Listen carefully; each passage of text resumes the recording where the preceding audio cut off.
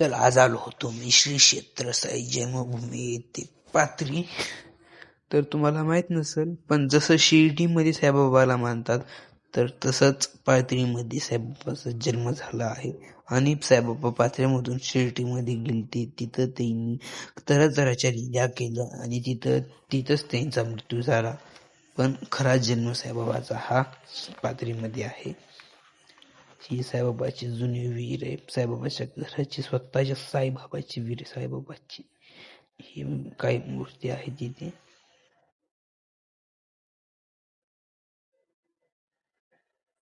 साईबाबाचा आज भव्य असा फोटो आणि अजून मूर्ती. तुम्ही नंतर ही स्टॉप करून वाचू पण शकतात नंतर हे काय लिहिले तर.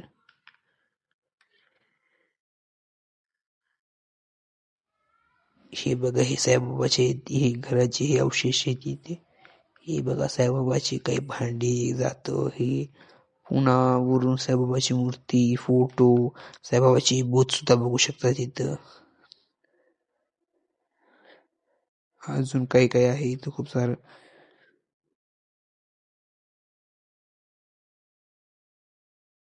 धन्यवाद.